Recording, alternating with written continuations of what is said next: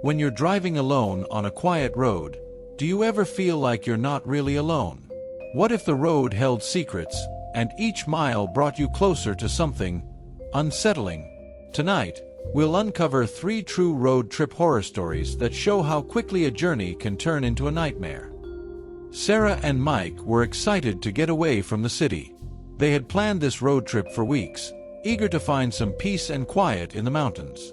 It was just the two of them, with no real plan, just a map, a tank full of gas, and the open road. As they drove deeper into the forest, the road became narrower and more winding. The trees seemed to close in on them, and the rain began to pour down harder.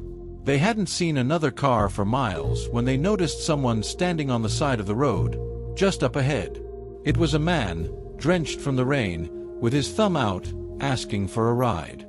Mike wasn't sure about picking up a stranger, but Sarah couldn't bear the thought of leaving him out there in the storm. After a brief discussion, they decided to stop and offer him a ride. The man got into the back seat, keeping his hood up, and muttered a quiet thank you. He didn't say much, and the silence in the car felt heavy, almost suffocating. Mike tried to break the tension by making small talk, but the hitchhiker only nodded or shook his head in response. There was something off about him, but they couldn't quite put their finger on it. After driving for a while, the man suddenly asked to be let out. He pointed to a narrow, muddy path that led into the woods. No houses, no lights, just darkness. Mike pulled over reluctantly, and the man got out without another word, disappearing into the trees. As they drove away, Sarah noticed something strange in the back seat. It was a small notebook, old and worn, with the pages filled with sketches, disturbing sketches. Each page showed a different person, their faces twisted in fear, their hands tied, eyes wide with terror. At the very end of the notebook was a drawing that made Sarah's heart skip a beat. It was a picture of her and Mike, sitting in their car, just as they were now. But in the drawing, there was something in the back seat. Someone. Mike slammed on the brakes, and they both turned to look, but the back seat was empty.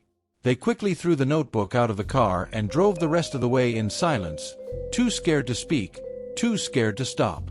To this day, they don't know who that hitchhiker was, or what his true intentions were, but they never picked up another stranger again. David was driving through the night, trying to make it home in time for his family's reunion. The road seemed endless, and fatigue was starting to set in. When he saw a sign for a rest stop just a few miles ahead, he decided it was a good idea to pull over and stretch his legs. The rest stop was quiet, too quiet. David parked his car and noticed there weren't any other vehicles around. It was just him, the empty parking lot, and a small building with a flickering light over the door. He shrugged off the uneasy feeling and headed inside to use the restroom. The restroom was old and dingy, with peeling paint and a cracked mirror above the sink. As David washed his hands, he saw something in the mirror, a man standing behind him, just staring. But when David turned around, the man was gone. His heart pounded in his chest as he quickly dried his hands and rushed outside. But when he stepped outside, everything had changed. The rest stop looked abandoned, overgrown with weeds, the lights shattered, and the parking lot covered in cracks.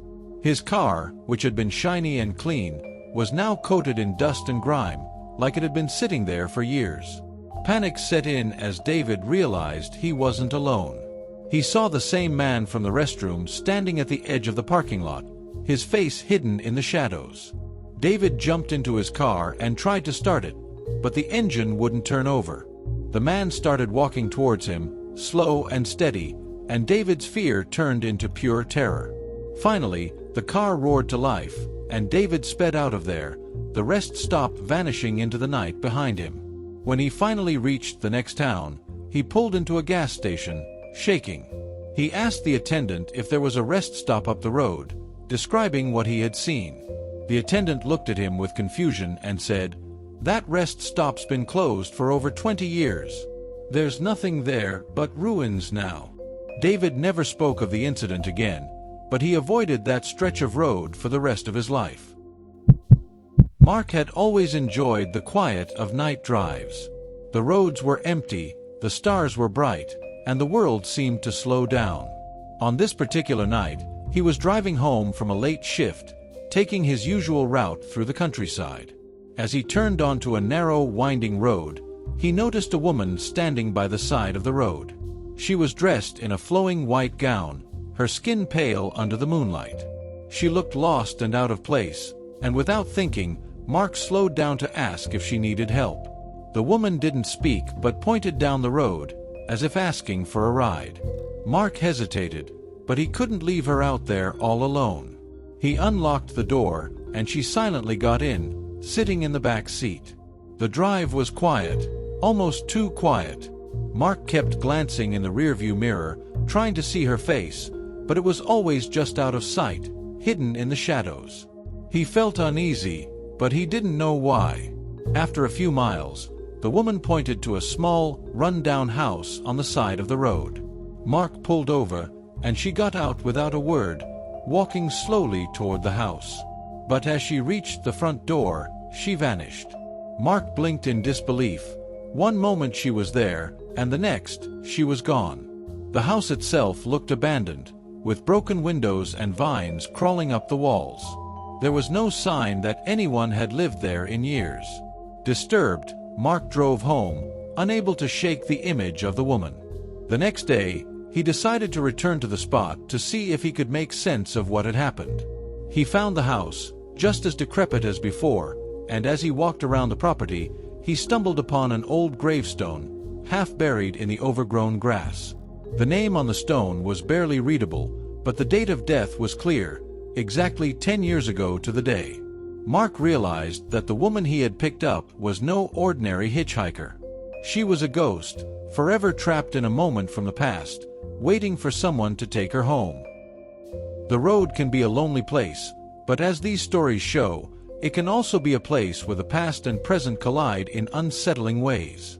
With that said, thanks for watching, and until next time.